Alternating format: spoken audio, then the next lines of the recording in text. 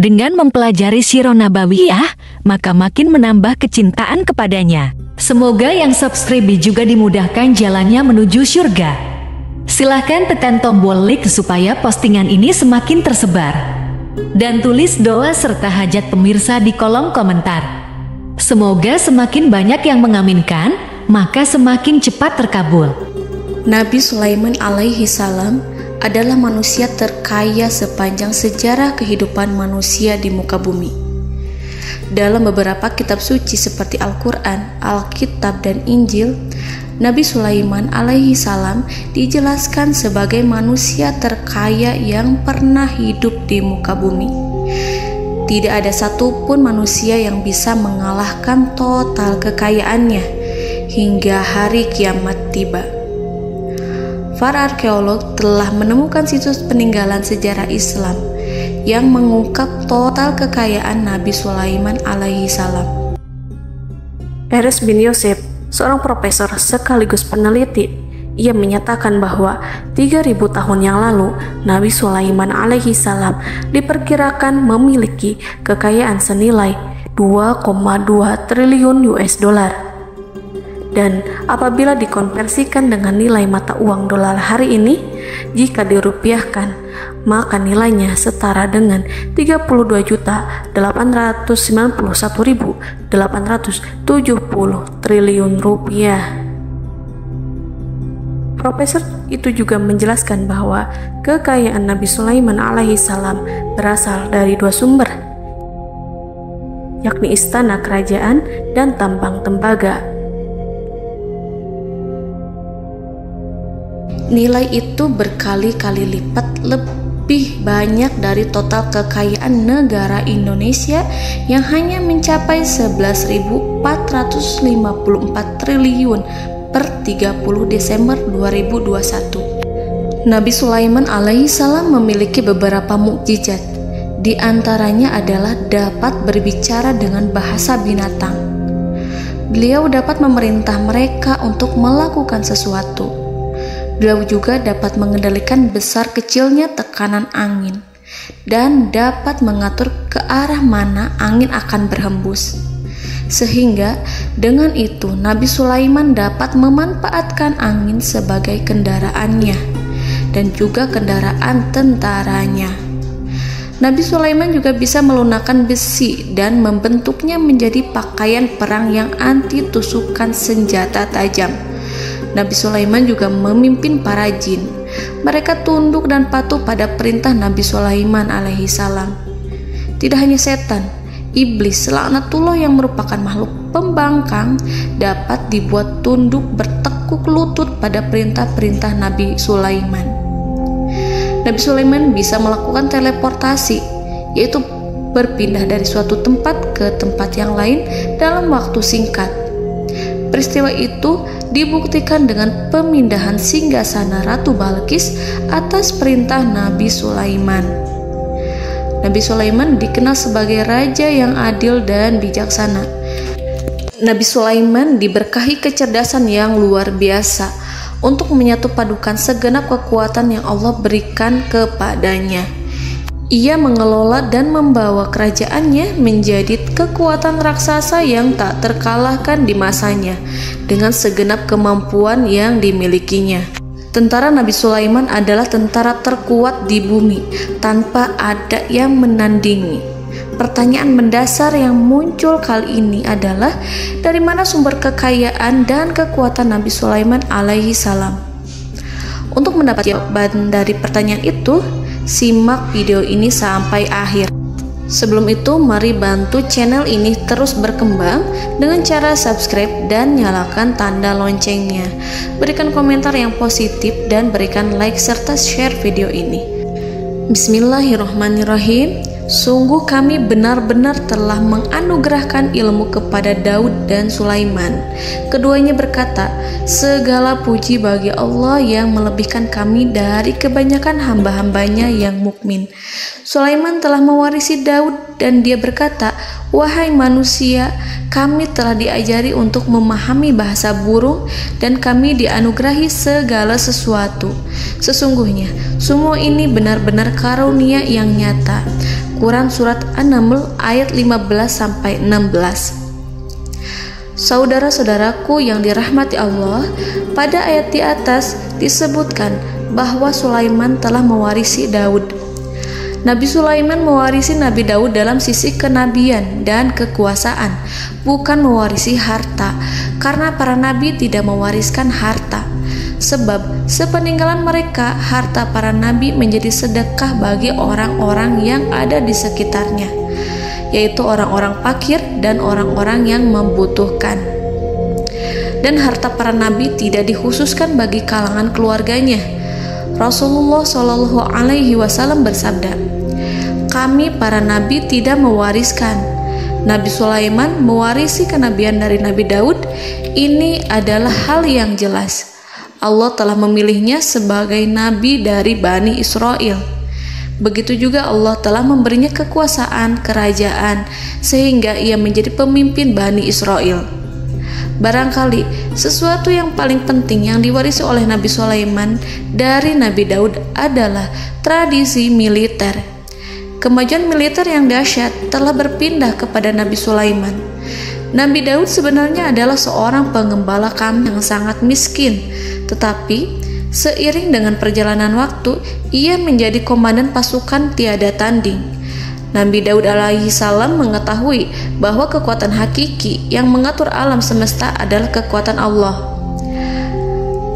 Ketika Nabi Daud mengelurkan tangannya dan memegang potongan batu, lalu beliau melemparkannya dengan ketepel ke arah Jalut, kepala Jalut retak dan ambruk menghantam tanah. Ini sebagai bentuk demonstrasi kekuatan darinya. Kehadiran Nabi Daud mengubah pasukan Bani Israel, di mana mereka sebelumnya lari jika berhadapan dengan musuh. Maka kini keberadaan mereka mulai diperhitungkan di masa hidupnya. Nabi Daud mengalami peperangan yang sangat banyak, tapi Al-Quran tidak menceritakan secara terperinci. Hal itu dikarenakan karena Al-Quran adalah kitab dakwah di jalan Allah, bukan kitab sejarah. Al-Quran hanya menceritakan di dalam Al-Quran surat Shad ayat 20, "Dan kami kuatkan kerajaannya, kerajaan Daud." Ayat tersebut berarti bahwa Nabi Daud belum terkalahkan dalam peperangan yang diikutinya. Di samping dukungan yang Allah berikan kepadanya, juga pasukan dan rakyatnya, di mana mereka adalah orang-orang yang bertauhid, menyerahkan diri kepada Allah. Allah Subhanahu wa Ta'ala mengajarkan kepada Nabi Daud hal-hal yang menjadikan pasukannya memiliki keistimewaan yang dengannya mereka dapat mengalahkan pasukan-pasukan lain, pasukan-pasukan besar yang ada di bumi pada saat itu. Allah Subhanahu wa Ta'ala berfirman dalam surat Saba ayat 10, "Dan kami telah melunakkan besi untuknya." Baju besi mungkin akan menjadi masalah dalam benak kita. Ketika orang-orang yang berperang, baju besi cukup mengganggu gerakan mereka. Kita bisa membayangkan ketika ada dua orang berperang, salah satu dapat bergerak bebas, sementara yang lainnya tidak leluasa bergerak karena tertahan dengan pakaiannya. Namun, dengan kekuasaan Allah, Nabi Daud dapat melunakkan besi dan membuat baju besi yang ringan, yang mudah untuk digunakan. Ini adalah kemajuan penting yang Allah berikan kepada Nabi Daud dan tentaranya. Kemajuan itu kemudian diajarkan, diwariskan dan dimiliki oleh Nabi Sulaiman alaihi salam. Nabi Sulaiman memiliki pasukan dahsyat yang melebihi pasukan manapun di bumi saat itu, atau bahkan mungkin saat ini. Bahkan Allah menambahkan karunia-Nya kepada Nabi Sulaiman yang disebutkan dalam Al-Quran surat An-Naml ayat 16. Dan Sulaiman telah mewarisi Daud, dan dia berkata, "Wahai manusia, kami telah diberi pengertian tentang suara burung, dan kami diberi segala sesuatu. Sesungguhnya ini benar-benar suatu karunia yang nyata." Saudara-saudaraku yang dirahmati Allah, pada suatu hari Nabi Sulaiman alaihi salam menengadahkan tangannya dan berdoa kepada Allah Subhanahu wa ta'ala. Antara hati Nabi dan Allah tidak ada penghalang, tidak ada jarak, tidak ada sekatan waktu, tidak ada satupun dari para nabi yang berdoa kepada Allah kecuali doanya pasti dikabulkan. Doa Nabi Sulaiman alaihi salam direkam dalam Al-Quran surat Shad ayat 35. Nabi Sulaiman berkata, "Ya Tuhanku, ampunilah aku, anugerahkanlah kepadaku kerajaan yang tidak dimiliki oleh seorang pun sesudahku." Nabi Sulaiman menginginkan dari Allah sesuatu kerajaan yang belum pernah diperoleh oleh siapapun setelahnya. Allah Subhanahu wa ta'ala mengabulkan doa Nabi Sulaiman dan memberinya kerajaan tersebut. Nabi Sulaiman mewarisi kekuasaan, kenabian, hikmah ilmu dari Nabi Daud alaihi salam. Orang-orang menyebut Nabi Sulaiman Al-Hakim, Sulaiman yang bijaksana. Kebijaksanaan Nabi Sulaiman tidak terbatas pada keadilannya di tengah-tengah manusia dan juga kasih sayangnya kepada mereka. Namun, kebijaksanaan Nabi Sulaiman juga berlaku di kalangan burung dan binatang lainnya. Nabi Daud juga mengenal bahasa burung, tetapi Nabi Sulaiman dapat berbicara dengan bahasa burung. Bahkan, ia dapat menggantikannya sebagai pembantunya. Ketika Nabi Daud bertasbih di gunung, burung-burung serta binatang buas ikut bertasbih bersamanya.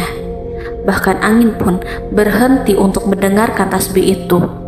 Sedangkan Nabi Sulaiman alaihi salam, Allah Subhanahu wa ta'ala memberinya karunia lebih dari itu, di mana binatang-binatang buas tunduk padanya, begitu juga angin dan burung.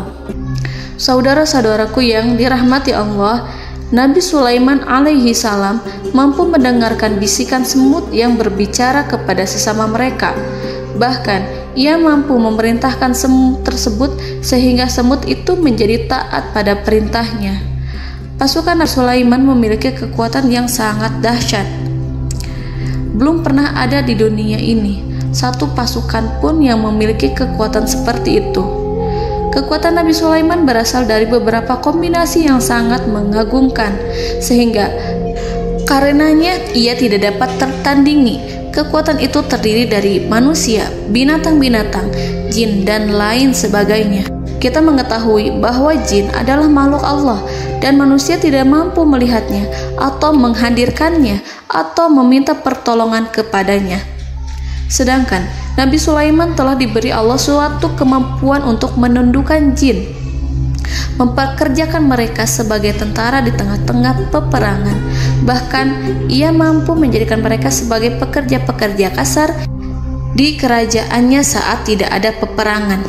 Oleh sebab itu, ketika ada pasukan lain yang mencoba melawan pasukan Nabi Sulaiman, mustahil mereka akan mendapatkan kemenangan. Bahkan pasukan Nabi Sulaiman diperkuat oleh pasukan burung. Burung di pasukan Nabi Sulaiman memerankan tugas penting, yaitu menjadi agen intelijen. Kita mengetahui bahwa peranan informasi saat peperangan adalah hal yang penting. Dari informasi tersebut, pasukan dapat mengetahui keadaan lawannya. Demikianlah peranan burung pada pasukan Sulaiman. Ia terbang di tengah-tengah musuh. Kemudian, ia kembali kepada Nabi Sulaiman untuk menyampaikan berita tentang keadaan lawannya. Di samping jin dan burung, Allah juga menundukkan angin untuk Nabi Sulaiman. Nabi Sulaiman dapat memerintahkan angin dan ia mampu untuk menaiki angin tersebut. Dalam Al-Quran surat Shad ayat 36-40, Allah Subhanahu wa ta'ala berfirman, "Kami tundukkan kepada angin yang berhembus dengan baik menurut kemana saja yang dikehendaki Sulaiman. Dan kami tundukkan pula kepadanya setan-setan, semuanya ahli bangunan dan penyelam, dan setan yang lain yang terikat dalam belenggu. Inilah anugerah kami, maka berikanlah kepada orang lain atau tahanlah untuk dirimu tanpa perhitungan, dan sesungguhnya dia mempunyai kedudukan yang dekat pada sisi kami dan tempat kembali yang baik." Saudara-saudaraku yang dirahmati Allah, Allah Subhanahu wa Ta'ala juga memberikan kemampuan yang tak seorang pun dari para nabi mendapatkannya, yaitu kemampuan untuk memerintah setan. Setan adalah salah satu bagian dari jin. Ia adalah kelompok yang celaka dari bangsa jin. Kelompok ini sebenarnya tidak mampu dikuasai oleh manusia. Bahkan jin yang soleh tidak dapat mengatur setan.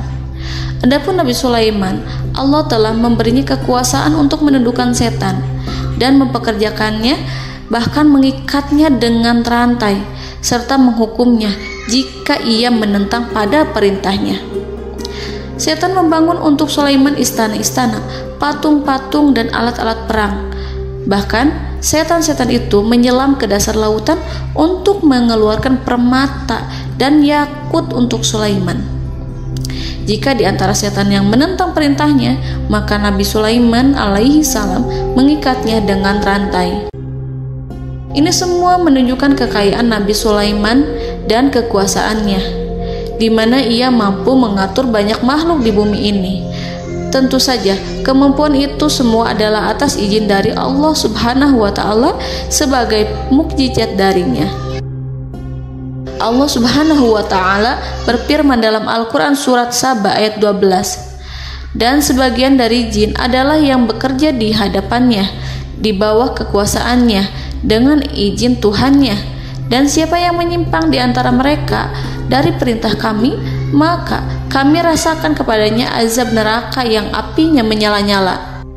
Para jin itu membuat untuk Sulaiman apa yang dikehendakinya, dari gedung-gedung yang tinggi, patung-patung, dan piring-piring yang besarnya seperti kolam, atau periuk yang tetap berada di atas tungku. Saudara-saudaraku yang dirahmati Allah, Nabi Sulaiman yang bijaksana adalah penguasa yang tak tertandingi di muka bumi. Meskipun memperoleh nikmat-nikmat khusus yang agung itu yang Allah berikan kepada Sulaiman, beliau tetap menunjukkan dirinya sebagai manusia yang paling banyak berzikir kepada Allah dan manusia yang paling banyak bersyukur di zamannya. Saudara-saudaraku yang dirahmati Allah, sebagaimana Allah Subhanahu wa Ta'ala memberikan nikmat kepada ayahnya Nabi Daud alaihi salam, di mana ia mampu melunakkan besi, dan Allah mengajarinya bagaimana cara mencairkan besi, maka Nabi Sulaiman alaihi salam dapat memanfaatkan tembaga yang cair untuk peperangan. Dan juga di saat perdamaian, pada saat peperangan, beliau mencampur tembaga dengan besi dan menjadikannya perunggu. Mereka menggunakan senjata-senjata perunggu dalam peperangan seperti pedang, baju besi, dan juga pisau. Senjata-senjata ini adalah senjata yang paling kuat pada saat itu. Sedangkan di saat damai, tembaga digunakan untuk membuat bangunan, perhiasan, dan sebagainya. Meskipun Nabi Sulaiman mendapatkan nikmat yang besar dan karunia yang khusus, Allah Subhanahu wa Ta'ala mengujinya dengan suatu ujian yang dahsyat. Ujian yang akan selalu datang kepada seorang hamba yang soleh. Ketika hamba itu mendapatkan kedudukan besar, maka ujiannya pun menjadi besar. Allah Subhanahu wa Ta'ala menguji Nabi Sulaiman dengan penyakit. Diceritakan oleh Fahru Roji, Nabi Sulaiman diuji dengan suatu penyakit yang keras, di mana kedokteran saat itu tidak dapat dan tidak mampu mengatasinya. Sakitnya Nabi Sulaiman sangat keras sehingga para dokter dari kalangan manusia ataupun jin tidak mampu menghilangkan penyakit itu. Lalu burung-burung menghadirkan rumput-rumput yang dianggapnya sebagai obat, tetapi Nabi Sulaiman tak kunjung sembuh. Semakin hari penyakit Nabi Sulaiman semakin menjadi-jadi, sehingga ketika Nabi Sulaiman duduk di atas kursi, ia duduk bagaikan tubuh tanpa roh. Seakan-akan ia mati karena saking keras penyakit yang dideritanya. Sakit yang diderita oleh Nabi Sulaiman alaihi salam berlangsung sangat lama. Namun Nabi Sulaiman tidak henti-hentinya berzikir kepada Allah dan meminta kesembuhan kepadanya, serta selalu beristighfar dan mengungkapkan rasa cinta kepadanya. Selesailah ujian Allah terhadap hambanya Nabi Sulaiman.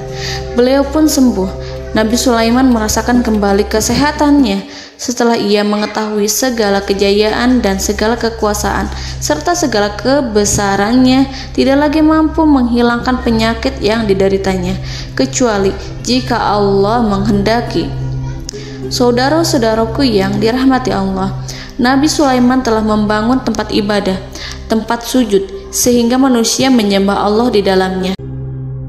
Orang-orang yang membangunnya berjumlah puluhan ribu orang. Tentu setiap kelompok dari mereka memiliki pekerjaan masing-masing. Di antara mereka ada yang mencairkan tembaga, di antara mereka ada yang tukang pahat, ada yang tukang ukir, ada yang membelah batu, ada yang memotong kayu, ada yang mendatangkan rumput-rumput dari Libanon, ada yang mendatangkan emas dan menjadikannya lempengan-lempengan yang mengkilat untuk menutupi kayu serta untuk melapisi dinding-dinding. Bahkan golongan jin pun membantu membangun tempat tersebut, tentu dengan perintah dan bimbingan Nabi Sulaiman. Mereka membuat patung-patung yang besar, membuat bejana yang besar untuk tempat makan para tentara dan pekerja, yaitu bejana seperti gunung. Karena saking berat dan besarnya, mereka juga membuat tempat-tempat minum yang besarnya seperti kolam. Nabi Sulaiman mengawasi para pekerjanya dan juga mengurusi masyarakatnya, di mana beliau mengenali problem mereka dan berusaha memecahkannya. Beliau juga mengawasi pasukan dari kalangan binatang dan burung. Beliau mengetahui apabila ada satu di antara mereka yang tidak datang, kemana ia pergi serta mengapa ia pergi. Nabi Sulaiman menguasai pengetahuan itu semua. Nabi Sulaiman bukan hanya mengetahui problem tentara-tentaranya dari kalangan manusia ataupun tentaranya dari kalangan burung, namun ia juga menunjukkan kasih sayang terhadap semut, di mana beliau mendengar bisikannya dan tidak suka untuk menginjaknya. Nabi Sulaiman selalu menundukkan kepalanya ke bumi sebagai bentuk rasa rendah diri dan syukur kepada Allah. Pada suatu hari, Nabi Sulaiman alaihi salam berjalan di depan tentaranya dan tiba-tiba ia mendengar suara semut yang berkata kepada temannya dari kalangan semut. Hal itu terekam dalam Al-Quran surat An-Naml ayat 18-19. Wahai semut-semut, masuklah ke dalam sarang-sarangmu agar kamu tidak terinjak oleh Sulaiman dan tentaranya, sedangkan mereka tidak menyadarinya. Nabi Sulaiman alaihi salam tersenyum mendengar itu dan ia berdoa, "Ya Allah, ya Tuhanku, berilah aku ilham untuk tetap mensyukuri nikmat-Mu yang telah Engkau anugerahkan kepadaku dan kepada kedua orang ibu bapakku, dan untuk mengerjakan amal soleh yang Kau ridhoi, dan masukkanlah aku ke dalam rahmat-Mu, ke dalam golongan hamba-hamba-Mu yang soleh." Saudara-saudaraku yang dirahmati Allah, meskipun Nabi Sulaiman mendapatkan kekuasaan dan memiliki tentara yang besar, namun beliau menunjukkan kasih sayang terhadap bangsa semut. Beliau mendengarkan bisikannya dan melihat semut yang ada di depannya. Oleh karena itu, tak mungkin baginya untuk menginjak golongan semut itu. Nabi Sulaiman bersyukur kepada Allah telah memberinya nikmat, yaitu nikmat rahmat dan kasih sayang. Di samping itu, Nabi Sulaiman alaihi salam adalah orang paling kaya di dunia. Istananya terbuat dari kayu gaharu yang memiliki wangi harum. Istananya terbuat dari emas yang terkadang dari kristal. Beliau juga memiliki kursi besar yang terbuat dari emas dan permata.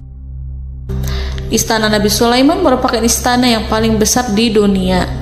Nabi Sulaiman menggunakan pakaian dari emas dan permata. Meskipun demikian, Nabi Sulaiman tetap menunjukkan sebagai hamba yang berserah diri dan rendah diri di hadapan Allah Subhanahu wa Ta'ala. Nabi Sulaiman yang merendahkan diri di hadapan Allah, ia selalu sujud kepada Allah, sebagaimana ayahnya yang selalu bertasbih pada Allah. Nabi Sulaiman selalu melantunkan lagu-lagu cinta ilahi dan hanya memuji Allah Subhanahu wa Ta'ala. Pada suatu hari, Nabi Sulaiman alaihi salam mengeluarkan perintah kepada pasukannya untuk bersiap-siap. Kemudian, Nabi Sulaiman keluar dan memeriksa pasukannya satu demi satu. Kelompok yang pertama adalah kelompok manusia. Nabi Sulaiman memperhatikan kesiapan mereka. Lalu Nabi Sulaiman mengeluarkan perintah-perintah kepada mereka. Kemudian Nabi Sulaiman memeriksa kelompok jin dan menyampaikan perintahnya kepada mereka. Beliau memenjarakan jin yang tampak bermalas-malasan saat bekerja. Lalu beliau memeriksa binatang dan berkata kepada mereka, apakah mereka sudah makan dengan baik? Apakah mereka tidur dengan nyenyak? Apakah ada yang mengadu pada mereka, misalkan karena penyediaan makanan yang tidak layak? Apakah ada di sana yang sakit dan lain sebagainya? Ketika Nabi Sulaiman merasa puas dengan semuanya, Nabi Sulaiman memasuki tenda tempat berkumpulnya para burung. Nabi Sulaiman alaihi salam kemudian memasuki tenda tersebut, mengamati keadaan di sekitarnya, sehingga beliau mengetahui bahwa ada satu burung yang tidak hadir, yaitu burung hudhud. Mengapa aku tidak melihat burung hudhud? Burung-burung yang lain tampak terdiam sebagai penghormatan, dan mereka mendengarkan apa yang akan dikatakan pemimpin mereka. Nabi Sulaiman mengarahkan pandangannya pada semua burung dan tidak menemukan burung hudhud di antara mereka. Tak seekor burung pun yang mengetahui keberadaannya. Burung hudhud absen pada apel wajib kali ini. Nabi Sulaiman mulai menampakkan kemarahannya. Tiba-tiba, seekor burung kecil memberanikan diri untuk berkata kepada Nabi Sulaiman, "Wahai Nabi yang mulia, seharusnya hudhud ada bersamaku kemarin untuk melaksanakan tugas penyelidikan. Ia adalah pemimpin misi itu. Namun, burung hudhud belum datang. Oleh karena itu, aku tidak pergi bersamanya." Burung itu tampak gemetar. Nabi Sulaiman mengetahui bahwa hudhud tidak hadir dan tak seorang pun mengetahui kemana ia pergi. Burung hudhud pergi tanpa izin terlebih dahulu. Dalam keadaan marah, Nabi Sulaiman berkata, "Sungguh aku benar-benar akan mengazabnya dengan azab yang sangat keras atau benar-benar menyembelihnya, kecuali jika ia benar-benar datang kepadaku dengan alasan yang jelas." Kawanan burung-burung mengetahui bahwa Nabi Sulaiman sedang marah dan telah menetapkan untuk menyiksa burung hudhud atau menyembelihnya atau justru memaafkannya dengan syarat ia datang dengan membawa alasan yang dapat menyelamatkannya, atau dengan kata lain, burung hudhud dapat memastikan bahwa ia melaksanakan tugas yang penting. Nabi Sulaiman menunjukkan kemarahan yang besar sehingga siapapun akan merasa takut kepada Nabi Sulaiman yang marah. Nabi Sulaiman kemudian pergi dari tempat burung tersebut. Nabi Sulaiman masih memikirkan keadaan burung hudhud. Seharusnya burung hudhud menjadi bagian penting dari badan intelijen. Apakah ia pergi untuk menyingkap suatu, atau apakah ia pergi hanya untuk bermain-main?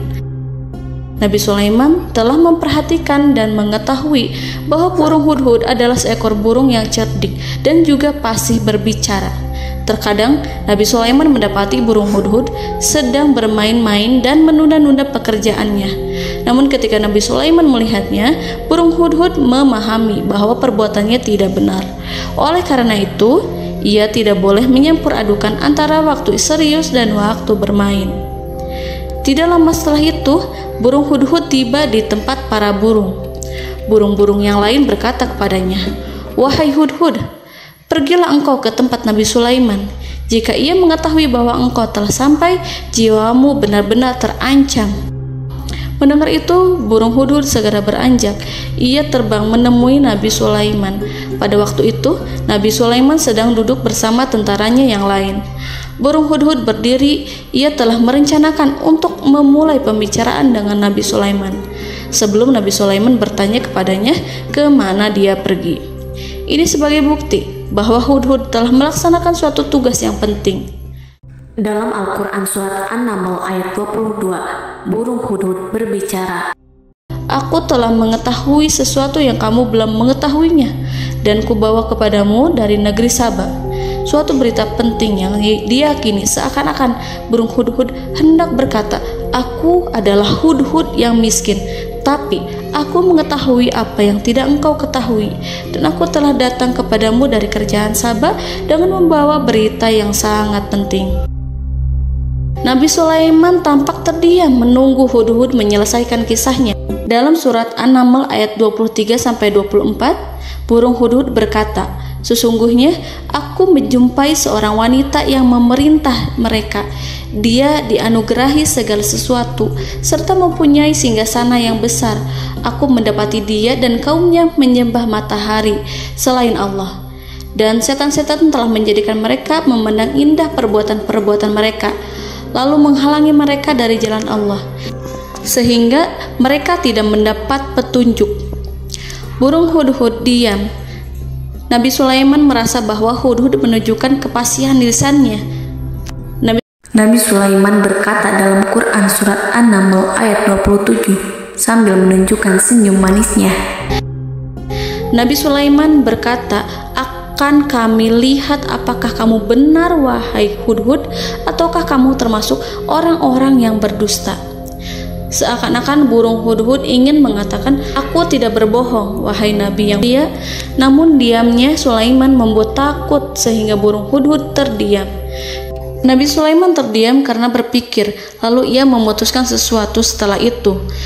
Beliau melihat kepada lainnya dan meminta secari kertas. Nabi Sulaiman menulis surat singkat dan menyerahkannya kepada hudhud serta memerintahkan kepadanya seperti yang dikatakan dalam Quran surat An-Naml ayat 28. "Pergilah dengan membawa suratku ini, lalu jatuhkanlah kepada mereka, kemudian berpalinglah dari mereka, lalu perhatikanlah apa yang mereka bicarakan." Al-Quranul Karim hanya menceritakan dalam Quran surat An-Naml bagaimana perginya hudhud dan bagaimana ia menyerahkan surat itu. Lalu Al-Quran langsung menyebut keadaan kerajaan Balqis yang saat itu sedang membaca surat di depan para pembesar kerajaan dan para menterinya. Dalam Al-Quran surat An-Naml ayat 29-31 berkatalah Balqis, "Wahai pembesar-pembesar, sesungguhnya telah dijatuhkan kepadaku sebuah surat yang mulia. Sesungguhnya surat ini dari Sulaiman, dan sesungguhnya isinya dengan menyebut nama Allah yang Maha Pengasih lagi Maha Penyayang, bahwa janganlah kalian berlaku sombong terhadapku, dan datanglah kepadaku sebagai orang yang berserah diri." Saudara-saudaraku yang dirahmati Allah, dalam surat tersebut Nabi Sulaiman menyebutkan supaya mereka menyerahkan diri dan tunduk kepada perintah Nabi Sulaiman. Nabi Sulaiman memerintahkan agar mereka meninggalkan penyembahan terhadap matahari. Nabi Sulaiman tidak mempersoalkan akidah mereka dan tidak memuaskan mereka dengan apapun. Nabi Sulaiman hanya memerintahkan bahwa ia berada di atas kebenaran. Bukankah ia didukung kekuatan yang berlandaskan keyakinan yang dimilikinya? Nabi Sulaiman hanya memerintahkan mereka agar tunduk dan patuh kepadanya. Ratu Sabak menyampaikan surat tersebut di tengah-tengah kaumnya. Dalam Quran surat An-Naml ayat 32 dijelaskan, "Dan berkatalah Balqis, wahai para pembesar, berilah aku pertimbangan dalam urusanku ini. Aku tidak pernah memutuskan sesuatu persoalan sebelum kamu berada dalam majelisku." Saudara-saudaraku yang dirahmati Allah, para pembesar istana Balqis menentang surat tersebut. Isi surat itu membangkitkan kesombongan kaum Sabak, di mana mereka merasa lebih kuat. Mereka mengetahui bahwa di sana ada seorang yang mencoba menentang mereka dan mengisyaratkan peperangan kepada mereka. Lalu ia meminta kepada mereka untuk memenuhi syarat-syaratnya sebelum terjadinya peperangan dan kekalahan. Dalam surat An-Naml ayat 33, mereka menjawab, "Kita adalah orang-orang yang memiliki kekuatan dan juga memiliki keberanian yang sangat besar dalam peperangan. Dan keputusan berada di tanganmu, wahai rajaku. Maka pertimbangkanlah apa yang akan kamu perintahkan." Saudara-saudaraku yang dirahmati Allah, para pembesar kaum Sabak seakan ingin berkata, "Kita siap untuk melaksanakan perang." Tampaknya ratu itu memiliki kebijakan yang lebih baik dari pembesar kaumnya. Surat Sulaiman itu membuatnya berpikir lebih jernih dan lebih berhati-hati. Ia berusaha sebisa mungkin menghindari peperangan. Ratu itu berpikir dalam tempo yang lama. Nama Sulaiman tidak diketahuinya dan ia pun belum pernah mendengarnya. Oleh karena itu, Ratu kaum Sabak tidak mampu mengetahui dan mendeteksi seberapa besar kekuatan Nabi Sulaiman. boleh jadi Nabi Sulaiman memiliki kekuatan yang dahsyat sehingga ia mampu memerangi kekuasaannya dan mengalahkannya. Kemudian ratu memperhatikan apa yang ada di sekelilingnya. Ia melihat kemajuan masyarakatnya dan juga kekayaannya. Barangkali ia mengira bahwa Nabi Sulaiman iri terhadap kemajuan dan kekayaannya itu, sehingga Nabi Sulaiman ingin menyerangnya. Setelah mempertimbangkan isi surat Nabi Sulaiman dengan cermat, Ratu Saba memilih untuk tidak bersikap ceroboh dan bodoh. Ratu lebih suka untuk menggunakan bahasa kelembutan. Ia mengirim kepada Nabi Sulaiman suatu hadiah yang besar. Ratu mengira bahwa Nabi Sulaiman seorang yang ambisius, yang boleh jadi ia telah mendengar tentang kekayaan kerajaan Saba. Para utusan pergi dengan membawa hadiah dari Ratu Saba. Ratu berharap agar mereka dapat memasuki kerajaan Nabi Sulaiman dan akan mengetahui kondisi kerajaannya. Saat mereka pulang, Ratu ingin mendengar secara langsung dari mereka tentang bagaimana keadaan kaum Nabi Sulaiman dan pasukannya. Setelah mendapatkan informasi yang cukup, maka Ratu Balqis dapat membuat sesuatu keputusan yang tepat.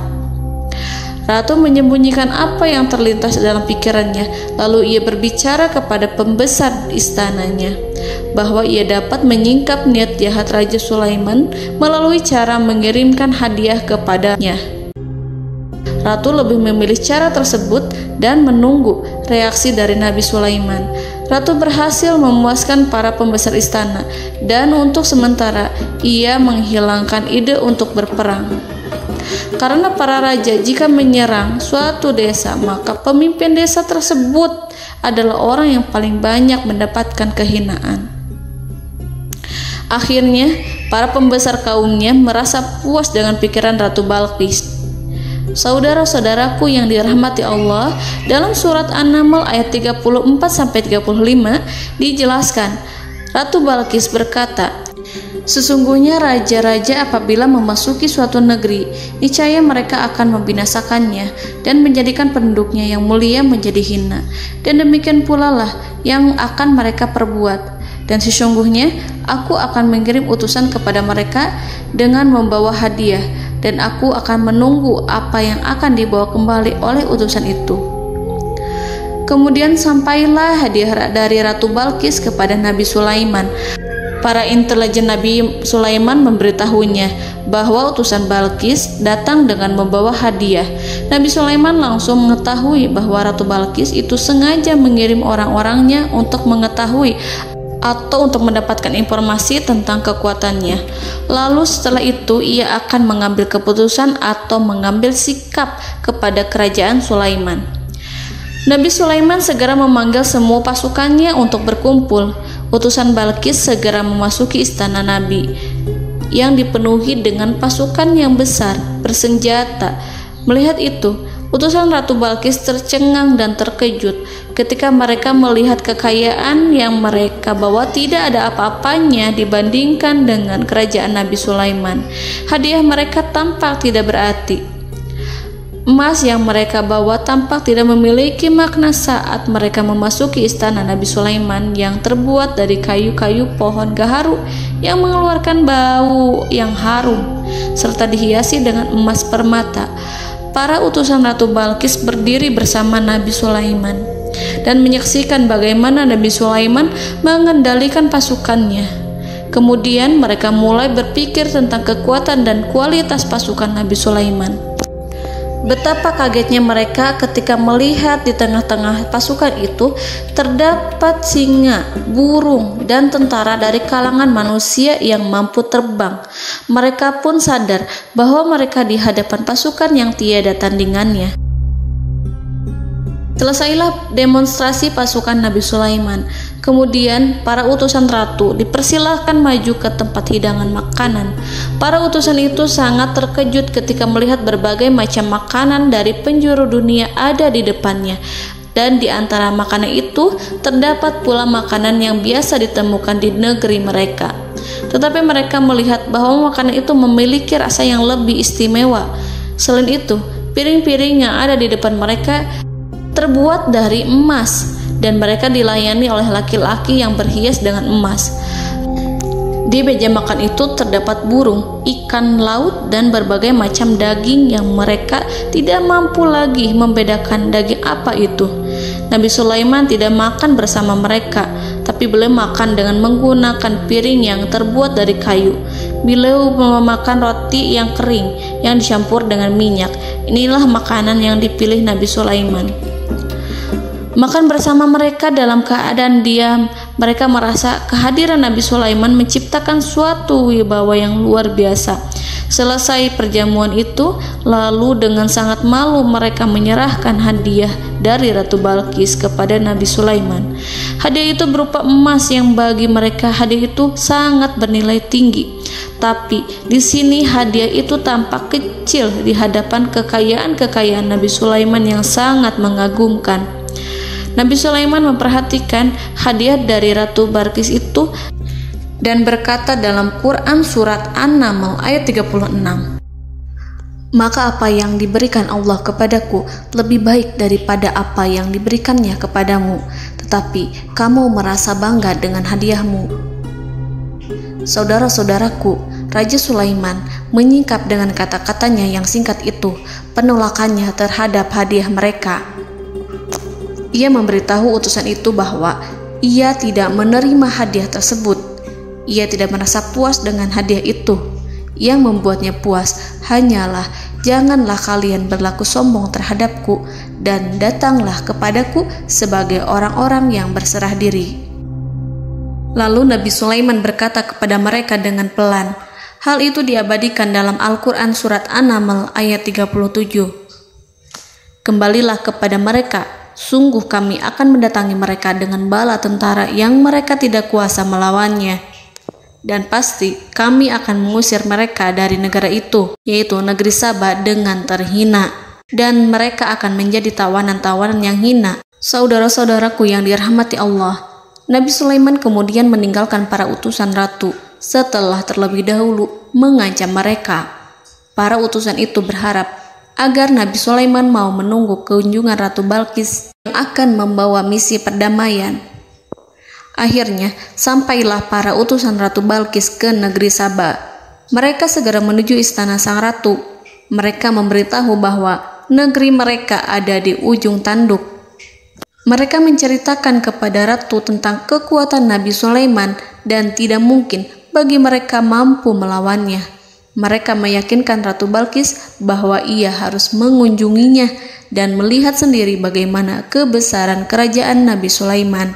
Kemudian Ratu Balqis menyiapkan dirinya untuk pergi menuju kerajaan Nabi Sulaiman. Nabi Sulaiman duduk di kursi kerajaan di tengah-tengah para pembesarnya dan para menterinya, serta para komandan pasukannya. Beliau berpikir tentang sosok Balqis. Nabi Sulaiman mengetahui bahwa Balqis menuju tempatnya. Balqis dikelilingi rasa takut. Nabi Sulaiman berpikir sejenak tentang bagaimana matahari disembah.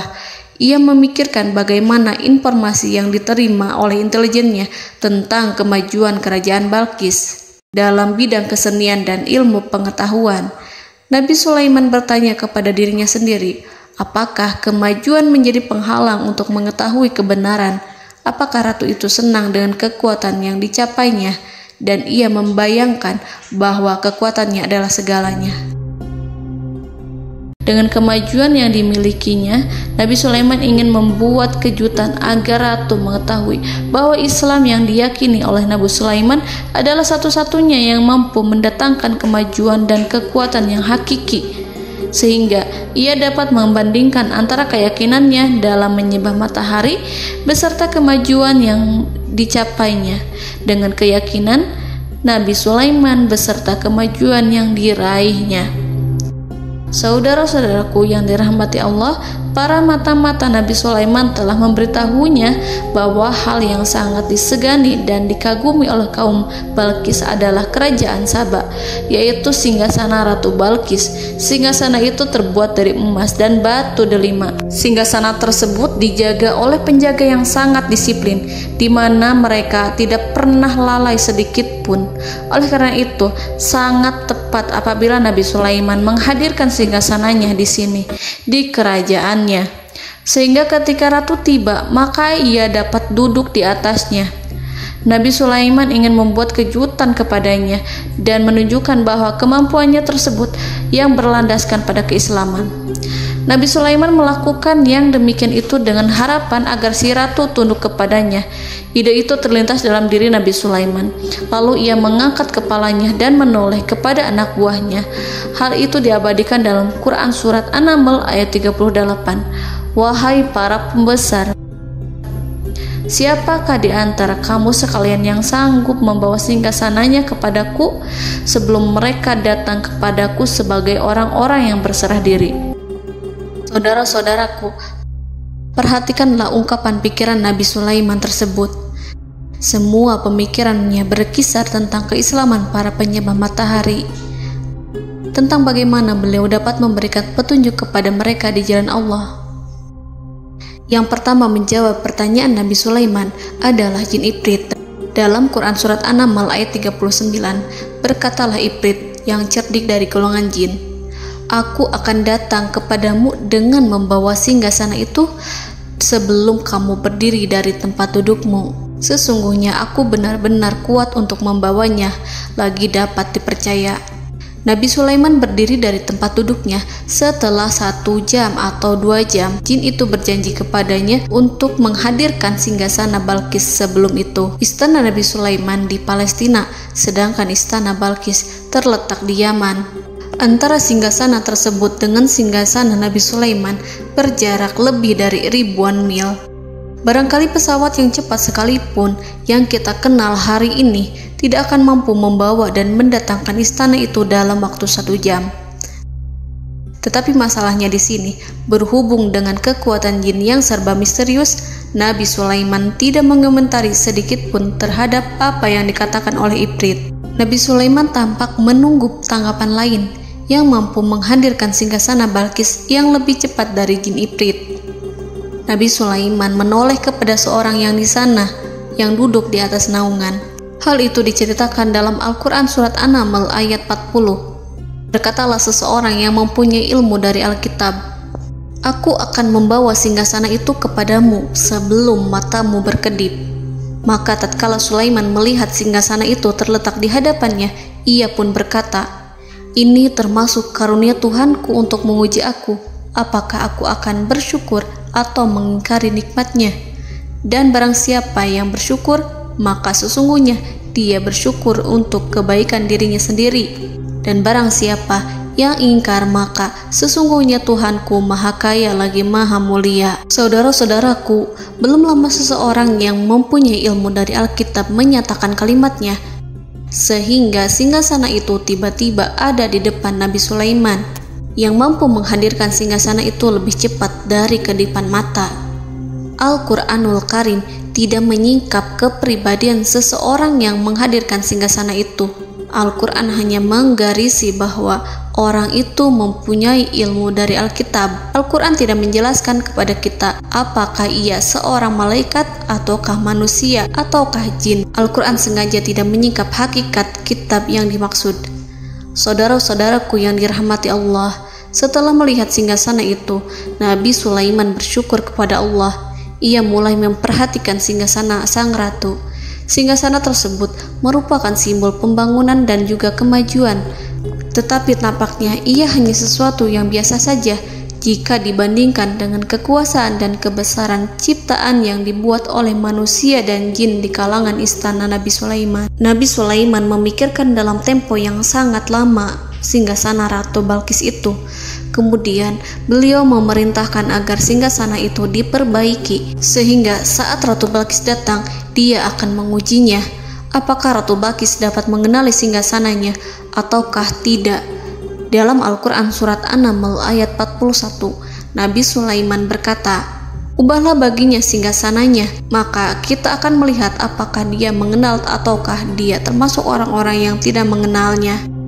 Saudara-saudaraku yang dirahmati Allah, Nabi Sulaiman memerintahkan agar dibangun istana yang akan digunakan untuk menyambut Ratu Balkis. Nabi Sulaiman memilih tempat di laut, dan ia memerintahkan agar dibangun suatu istana di mana sebagian besarnya terdiri dari air laut. Nabi Sulaiman memerintahkan agar lantainya itu terbuat dari kaca yang tebal dan kuat, sehingga orang-orang yang berjalan di atas istana itu akan dapat melihat di bawahnya ada ikan-ikan berwarna-warni yang berenang-renang. Dan mereka akan melihat rumput-rumput laut yang bergerak-gerak. Akhirnya, selesailah pembangunan istana itu. Saking bersihnya kaca lantainya, sehingga tampak di sana tidak ada kaca. Burung hudhud memberitahu Nabi Sulaiman bahwa Balqis telah sampai dekat kerajaannya. Kemudian Ratu Balqis datang. Al-Quran tidak menyebutkan keadaan Nabi Sulaiman saat menyambut Balqis, namun Al-Quran menunjukkan dua sikap Ratu Balqis. Yang pertama, bagaimana sikap Balqis ketika pertama kali melihat singgasananya yang datang mendahuluinya, padahal ia telah meninggalkan pengawalannya untuk tetap setia menjaga singgasananya itu. Keadaan kedua adalah keadaan di depan istana yang dibangun untuk penyambutan Balqis. Istana itu penuh dengan permata yang berenang-renang di bawahnya ikan-ikan. Dalam Quran Surat An-Naml ayat 42 dijelaskan, dan ketika Balqis datang, ditanyakanlah kepadanya, "Serupa inikah singgasanamu?" Balqis menjawab, "Seakan-akan singgasana ini adalah singgasanaku. Kami telah diberi pengetahuan sebelumnya, dan kami adalah orang-orang yang berserah diri." Saudara-saudaraku, pada dialek di atas, Balqis melihat singgasananya dan ia tercengang saat mengetahui bahwa itu adalah singgasana miliknya. Namun kemudian ia mulai ragu karena melihat tidak sepenuhnya itu singgasana miliknya. Jika itu benar-benar miliknya, lalu bagaimana ia datang mendahuluinya? Dan bila bukan singgasananya, maka bagaimana Sulaiman dapat meniru sepersis dan seteliti itu? Padahal Sulaiman tidak pernah sekalipun ke kerajaannya. Nabi Sulaiman berkata saat melihat Balqis mengamati singgasananya, "Apakah ini singgasanamu?" Balqis terlihat sangat kebingungan, namun setelah itu ia menjawab, "Sepertinya benar." Nabi Sulaiman berkata, "Kami telah diberi ilmu sebelumnya dan kami sebagai orang-orang muslim." Saudaraku yang dirahmati Allah, melalui pertanyaan Nabi Sulaiman ingin mengisyaratkan kepada Balqis agar ia membandingkan antara keyakinannya beserta ilmu yang dicapainya dengan keyakinan Nabi Sulaiman yang muslim beserta pengetahuan yang telah diraihnya. Penyembahan terhadap matahari dan pencapaian ilmu yang dicapai oleh Ratu Balqis tanpa tidak ada apa-apanya dibandingkan dengan ilmu Nabi Sulaiman dan keislaman. Nabi Sulaiman telah mendahuluinya dalam bidang ilmu karena keislamannya. Karena itu, sangat mudah baginya untuk mengungguli Balqis dalam ilmu-ilmu yang lainnya. Demikianlah yang disyaratkan dalam pertanyaan Nabi Sulaiman kepada Ratu Balqis. Ratu Saba itu mengetahui bahwa ini adalah singgasananya, di mana singgasana itu datang lebih dahulu daripada dirinya. Beberapa bagian darinya telah diubah saat Balqis masih di perjalanan menuju ke tempat Nabi Sulaiman. Ia berpikir kemampuan apa yang dimiliki Nabi Sulaiman. Ratu Balqis tercengang melihat apa yang disaksikannya, yang berupa buah dari keimanan Nabi Sulaiman dan hubungannya dengan Allah Subhanahu wa Ta'ala. Sebagaimana Balqis juga tercengang ketika melihat kemajuan di bidang ilmu pembangunan, seni, dan ilmu-ilmu yang lainnya. Maka ia tidak lebih kagum lagi saat melihat hubungan yang kuat antara keislaman Nabi Sulaiman dengan ilmunya serta kemajuan yang diraihnya. Dalam Al-Quran Surat An-Naml ayat 43 dijelaskan, dan apa yang disembahnya selama ini selain Allah mencegahnya untuk melahirkan keislamannya, karena sesungguhnya ia terdahulu termasuk orang-orang yang kafir. Saudara-saudaraku yang dirahmati Allah, berguncanglah dalam benak Balqis ribuan hal ketika melihat keyakinan kaumnya runtuh di hadapan Nabi Sulaiman. Ia menyadari matahari yang disembahnya hanya merupakan ciptaan Allah, dan Allah lah yang menggerakkannya untuk hamba-hambanya. Lalu terbitlah matahari kebenaran dalam dirinya. Hatinya diterangi oleh cahaya baru yang tidak akan tenggelam seperti tenggelamnya matahari. Masa keislamannya hanya menunggu waktu. Ratu Balqis memilih waktu yang tepat untuk mengumumkan keislamannya. Allah Subhanahu wa Ta'ala berfirman dalam Quran Surat An-Naml ayat 44. Dikatakan kepadanya, masuklah ke dalam istana. Maka tatkala ia melihat lantai istana itu, dikiranya kolam air yang besar dan disingkapnya 2 betisnya. Berkatalah Sulaiman, sesungguhnya ia adalah istana licin yang terbuat dari kaca. Berkatalah Balqis, wahai Tuhanku, sesungguhnya aku telah berbuat zalim terhadap diriku dan aku berserah diri bersama Sulaiman kepada Allah Tuhan semesta alam. Saudara-saudaraku yang dirahmati Allah, dikatakan kepada Balqis, masuklah ke dalam istana. Ketika ia masuk, maka ia tidak menyaksikan adanya kaca, tetapi ia melihat air, sehingga ia mengira akan bersinggungan dengan air. Lalu ia menyingkapkan sedikit bajunya agar bajunya itu tidak basah. Nabi Sulaiman mengingatkannya tanpa melihatnya agar ia tidak khawatir terhadap pakaiannya, karena pakaiannya tidak akan basah sebab di sana tidak ada air. Itu sekedar kaca yang halus, yang saking halusnya sehingga ia tidak tampak. Pada kesempatan itulah Balqis mengumumkan keislamannya yang mengakui kelalimannya, dan ia menyatakan menyerahkan diri kepada Nabi Sulaiman dan kepada Allah Tuhan semesta alam. Lalu kaumnya pun mengikutinya dan mereka memeluk Islam. Balqis menyadari ia berhadapan dengan penguasa yang terbesar di bumi dan Nabi Allah yang mulia. Untuk pertama kalinya, wajah Sulaiman tampak dihiasi dengan senyuman yang menunjukkan kepuasannya sejak Balqis mengunjunginya. Demikianlah Nabi Sulaiman mewujudkan kejayaannya yang hakiki dan menyebarkan cahaya Islam di muka bumi. Saudara-saudaraku, Al-Quran tidak menyebutkan kisah Balqis setelah keislamannya. Para ahli tafsir mengatakan bahwa ia menikah dengan Nabi Sulaiman. Selain itu, ada yang mengatakan bahwa ia menikah dengan salah satu orang dekat Nabi Sulaiman. Ada juga yang mengatakan bahwa sebagian Raja Habasyah adalah keturunan dari buah perkawinan ini. Wallahu a'lam bishawab. Saudara-saudaraku yang dirahmati Allah, Nabi Sulaiman hidup di tengah-tengah kejayaan dan kemuliaan di bumi. Kemudian Allah menetapkan kematian untuknya, sebagaimana kehidupan Sulaiman berada di puncak kemuliaan dan kejayaan yang penuh dengan keajaiban yang luar biasa, maka kematiannya pun merupakan tanda-tanda kebesaran Allah yang penuh dengan keajaiban. Demikianlah bahwa kematiannya sesuai dengan kehidupannya, sesuai dengan kejayaannya. Allah berfirman tentang kematian Sulaiman di dalam Al-Quran Surat Saba ayat 14. Maka tatkala kami telah menetapkan kematian Nabi Sulaiman, tidak ada yang menunjukkan kepada mereka kematiannya itu kecuali rayap yang memakan tongkatnya. Maka tatkala ia telah tersungkur, tahulah jin bahwa kalau sekiranya mereka mengetahui yang gaib, tentulah mereka tidak akan tetap dalam siksa yang menghinakan. Saudara-saudaraku, kemampuan Nabi Sulaiman untuk menundukkan jin dan mempekerjakan mereka serta hubungan mereka dengan semua itu menimbulkan fitnah di tengah-tengah manusia dalam hal tertentu. Kematian Nabi Sulaiman merupakan batasan jawaban terhadap fitnah ini. Kami tidak mengetahui siapa yang mengklaim bahwa jin mengetahui hal yang gaib. Apakah itu setan yang terkutuk, atau jin yang bodoh, atau manusia yang tertipu? Kami tidak mengetahui siapa yang bertanggung jawab terhadap tersebarnya isu yang keliru ini. Yang kita ketahui adalah bahwa hal tersebut adalah mempengaruhi sebagian manusia dan jin.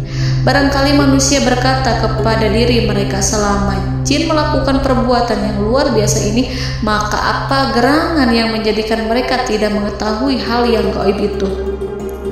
Manusia itu lupa bahwa kunci kegaiban berada di tangan Allah. Masalah ilmu gaib tidak akan mampu dikuasai oleh jin dan manusia. Hanya Dia yang mengetahuinya, dan manusia diberitahu hanya sedikit sekali. Saudara-saudaraku yang dirahmati Allah, seakan-akan Allah telah merencanakan bahwa kematian Sulaiman bertujuan untuk menghancurkan pemikiran itu, yaitu pemikiran bahwa jin mengetahui hal-hal yang gaib. Jin bekerja untuk Nabi Sulaiman selama beliau hidup, dan tatkala beliau meninggal, maka tugas mereka menjadi bebas.